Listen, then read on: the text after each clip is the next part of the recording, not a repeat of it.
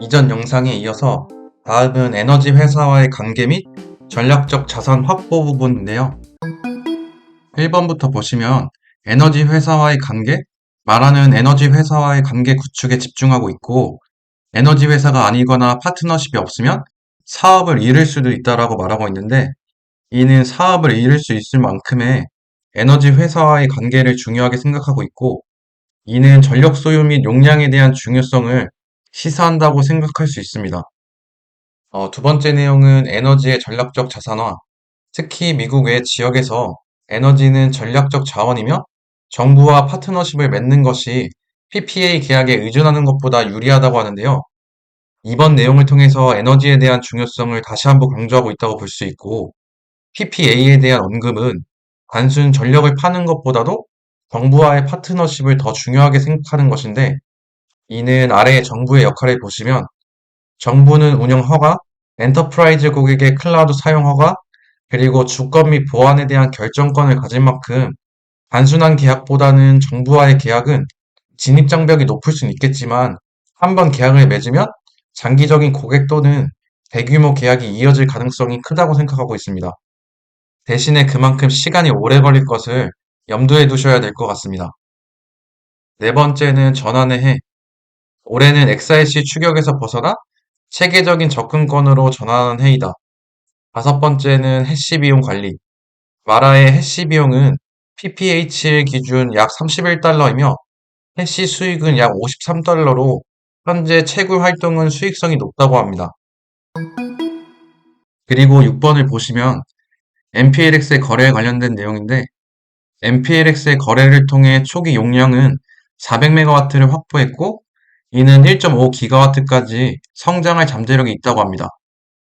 이러한 부분들을 27년에 계획하고 있다고 하는데 아마 전력 생산이 27년부터 가능할 것으로 예상하고 있다고 볼 수 있습니다. 그리고 7번, 장기적 수익 동인. 장기적으로 AI 비즈니스의 수익성은 토큰당 시간과 토큰당 비용에 의해 결정될 것이라고 합니다. 7번에서는 토큰당 시간이 빠를수록 사용자들에게 응답이 빠르다는 것이고, 토큰당 비용 측면에서는 저렴한 것이 당연히 유리하기 때문에 앞으로 이 부분에 대해서 동사가 얼마나 개선할 수 있는지를 저희는 이러한 부분을 지켜보시면 될 것 같습니다. 지금까지의 말의 행보를 봤을 때는 응답 속도에 대한 부분에 대해서는 엣지 컴퓨팅 전략을 활용하고 있고, 저렴한 비용을 위해서는 에너지 기업과 협업을 하고 있다고 보시면 될 것 같습니다.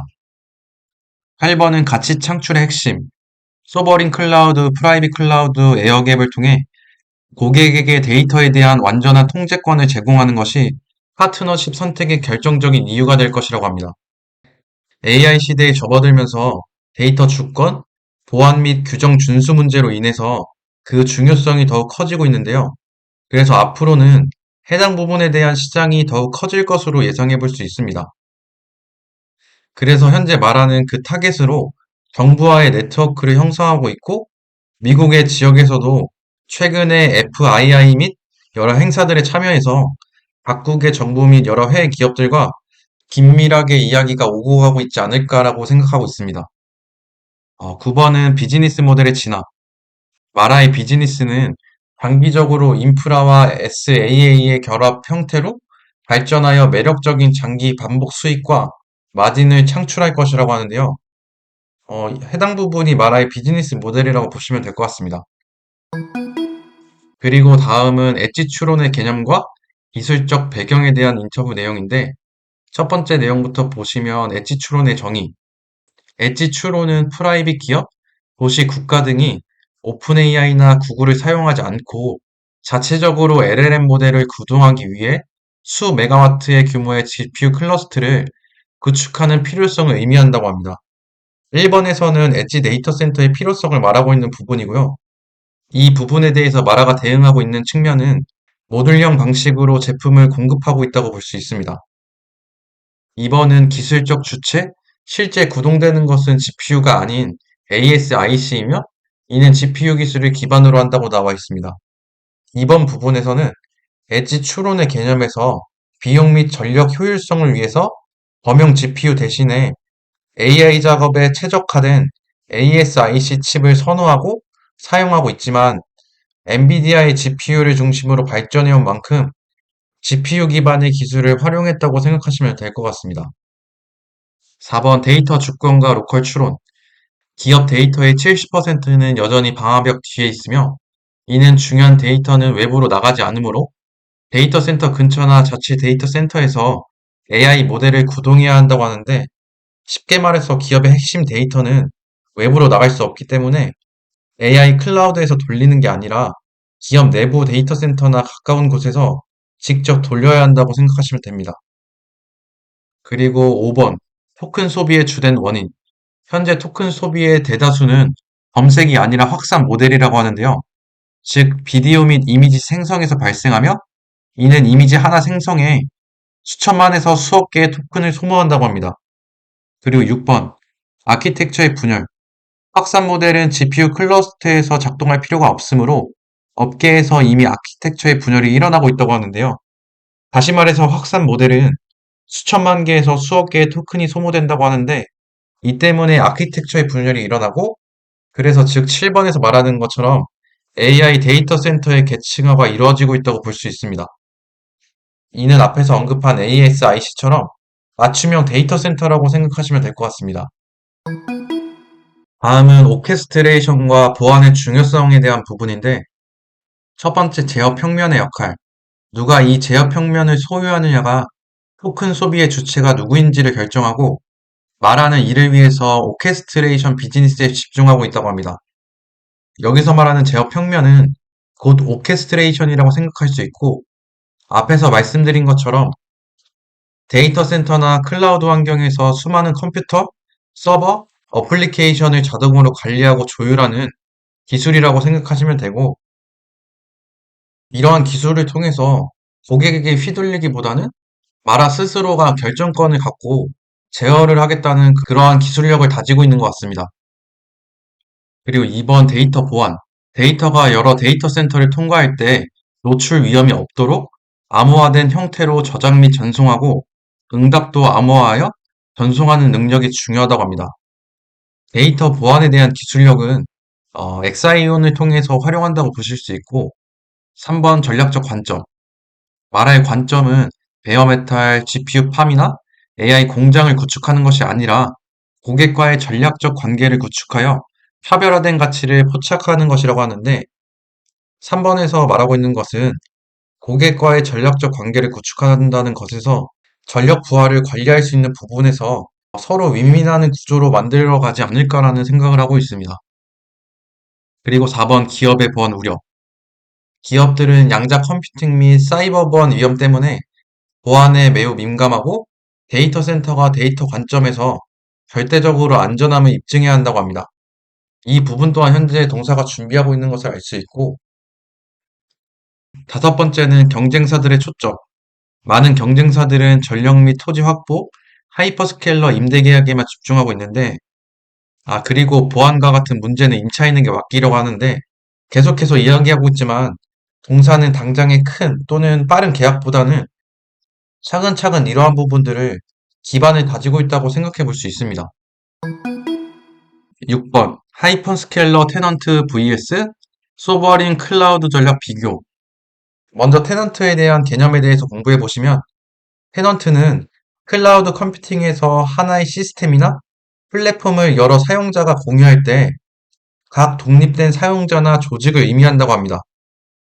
쉽게 말해서 하나의 시스템에서 다 같이 사용한다고 보시면 되는데 그 시스템을 사용하는 각각의 사람을 테넌트라고 생각하시면 될 것 같습니다. 이제 아래의 내용을 보시면 1번 마라의 현재 전략. 현재는 에너지 포트폴리오를 추가, 그리고 비트코인 채굴로 수익화한 뒤에 이를 소버린 클라우드라는 미래 상태로 전환하는 것이라고 하는데 이 부분이 앞으로 마라의 방향성이라고 생각하시면 될 것 같고 2번 경쟁사의 전략. 경쟁사들은 에너지를 확보하고 비트코인 채굴을 임시방편으로 사용한 뒤에 하이퍼스케일러 계약을 맺거나 코로케이션 테넌트를 찾는 그런 전략을 취한다고 합니다. 이번과 같은 사업 전략을 가지고 있는 기업이 아이렌 기업이라고 볼 수 있는데요. 이러한 전략으로도 아이렌이 주가가 거의 한 9배가 떴기 때문에 이걸 굳이 안 좋다고 생각하기보다는 마라 기업과는 좀 다른 방향의 사업 전략이라고 생각하시면 좋을 것 같습니다. 그리고 3번 소버린 클라우드의 우위.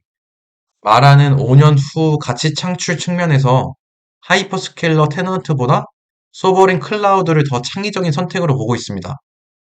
이러한 의미는 국가 단위의 계약이 가능하고 또는 추후 보안 측면에서 규모가 더 커질 것을 예상하고 있기 때문이라고 하는데, 마라 자체에서도 단기적인 관점보다는 5년 후를 바라보고 있기 때문에 저희가 너무 단기적으로 접근하지 않았으면 좋겠고, 그리고 4번 소버린 클라우드의 재무적 특징을 보시면, 첫 번째로는 낮은 지출 대비 수익 부분을 보시면 컴퓨팅 대비해서 자본 지출이 낮으며 수익의 상당 부분이 오케스트레이션 및 전체 솔루션에 기인한다고 합니다. 그리고 두 번째, 느린 성장 속도와 낮은 고객 집중도. 수백 수천 개의 엔터프라이즈 고객에게 판매하므로 판매 주기가 길지만 고객 집중도를 피할 수 있다고 합니다. 이 부분을 좀 쉽게 말해서 1번은 적은 돈을 투자해서 좀 수익을 내겠다는 이야기라고 볼 수 있고, 2번은 계약이나 매출이 오래 걸릴 수 있겠지만 큰 계약보다는 적은 계약 방식을 많이 체결하는 쪽으로 가려고 하는 것 같습니다.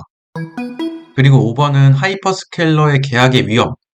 15년 동안 60억 달러 규모의 계약이라도 하드웨어 기술의 급속한 진부화로 인해 최소 2회에서 3회까지 전체 하드웨어를 리프레시가 필요하고, 이는 막대한 추가 자본 지출이 발생한다고 합니다.